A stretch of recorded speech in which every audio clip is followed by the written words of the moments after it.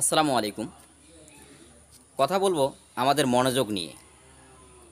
অর্থাৎ আমরা যখন কোনো কিছু দেখি বা পর্যবেক্ষণ করি কিংবা কোনো কিছুর প্রতি আমাদের মনোযোগ আকর্ষিত হয়, তা আমাদের এই মনোযোগ বা আমাদের মেইন ফোকাসটা আমরা সেই জায়গায় কতক্ষণ ধরে রাখতে পারি?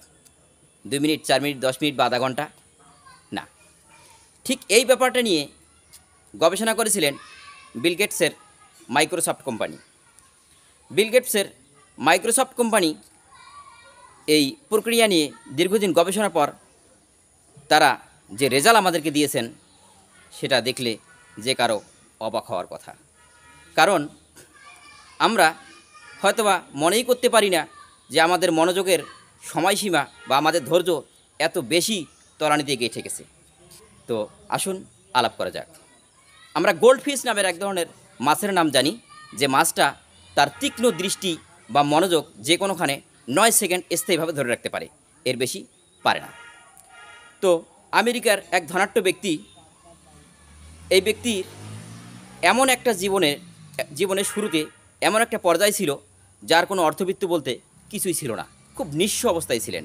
তো জীবনের পরিক্রমায় ঘুরে ফিরে তিনি এমন একটা পর্যায়ে উপনীত হলেন যে তেনার ধন সম্পদ এত বেশি বেড়ে গেল যে তিনি হয়তোবা নিজেও কল্পনা করতে পারেন না তার এত ধন সম্পদ কীভাবে আসলো। তো বিভিন্ন সংস্থা তাকে জিজ্ঞেস করলো যে আপনি কিভাবে এত ধন সম্পদের মালিক হলেন।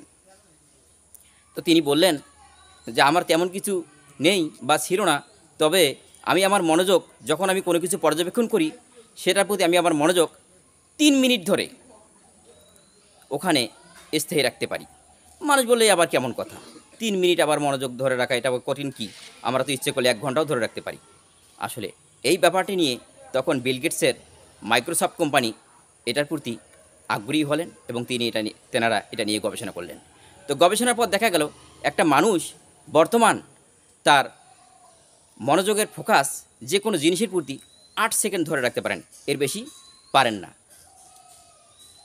অর্থাৎ আমরা আমাদের মনের দৃষ্টি যে কোনোখানের প্রতি যখন আমরা ফোকাস করি সেটার স্থায়িত্ব হয় সর্বোচ্চ ৮ সেকেন্ড, এর বেশি আমরা ইচ্ছে করলে সেটাকে ধরে রাখতে পারি না। তো দর্শক, যদি সহজভাবে বোঝাতে যাই, তা যখন আমরা আমাদের মোবাইল হাতে নিয়ে সঞ্চালন করি তখন দেখা যায় যে কোনো একটা ভিডিও আসে, আমরা খুব একটা ধৈর্য ধরে সেগুলোর প্রতি কর্ণপাত করি না বা আমাদের মনোযোগ আকর্ষিত হয় না। তো আমরা একটার পর একটা সবসময় সঞ্চালন করি, যার কারণে এই টিকটকের আবিষ্কার। অর্থাৎ এই টিকটক নির্মাতা বা যারা এই টিকটক নিয়ে গবেষণা করে এই টিকটকের আবিষ্কার করেছিলেন, তেনারা অবশ্যই ধরতে পেরেছিলেন যে আসলে লম্বা বা দীর্ঘ কোনো বক্তৃতা কিংবা লেকচার কিংবা ভিডিও মানুষ মনোযোগ সহকারে দেখতে চায় না বা দেখতে পারে না, বা সেরকম ধৈর্য তার নেই। এইটার উপর ভিত্তি করেই টিকটক গড়ে উঠেছে, যে টিকটকের দৈর্ঘ্য হয় সাধারণত ১০ সেকেন্ড, ২০ সেকেন্ড কিংবা ৩০ সেকেন্ড, এর বেশি হয় না। আপনারা নিজেও হয়তো বা খেয়াল করে দেখবেন, আপনি যখন মোবাইলে কোনো ভিডিও দেখছেন তখন দেখা যাবে যে আপনার হাতের সঞ্চালন একটার পর একটা চলতে আছে। অর্থাৎ আপনি স্থায়ীভাবে বা দীর্ঘ সময় ধরে কোনো কিছু করতে পারতেছেন না বা দেখার মতো ধৈর্য আপনার নেই। তো আসলে আমরা এটাই বলতে চাচ্ছি যে আমরা আমাদের ধৈর্য বা আমাদের মনোযোগ আস্তে আস্তে হারিয়ে ফেলছি, কোনো কিছুর প্রতি আমরা আমাদের মনোযোগ আকর্ষিত করতে পারি না। যার কারণে আপনারা হয়তো এর আরেকটা দিক খেয়াল করবেন যে আমাদের রোডঘাটে যে অ্যাক্সিডেন্টগুলো বেশিরভাগ অ্যাক্সিডেন্টেই ঘটে থাকে সাধারণত আমাদের মনোযোগের কারণে। অর্থাৎ আমরা যখন ড্রাইভিং করি, স্টিয়ারিং যখন আমাদের হাতে থাকে, আমরা যদি কখন ১ সেকেন্ড কেয়ারলেস হই, দেখা যায় ১ সেকেন্ডের জন্যই বড় একটা দুর্ঘটনা ঘটে যেতে পারে। তো বন্ধুগণ, কোনো দুর্ঘটনা কোনো প্রত্যাশিত নয়, আমরা কোনো দুর্ঘটনা চাই না, কারণ একটি দুর্ঘটনা মানে সারা জীবনের কান্না, সবাই এটা আমরা জানি। অতএব আমরা আমাদের মনস্তাত্ত্বিক প্রবৃত্তিকে দমিয়ে আমাদের ধৈর্যকে, আমাদের দৃষ্টিকে এবং আমাদের মনোযোগের ফোকাসকে দীর্ঘস্থায়ী করার চেষ্টা করব। আশা করি আমরা সফলকাম হব ইনশাআল্লাহ। আসসালামু আলাইকুম।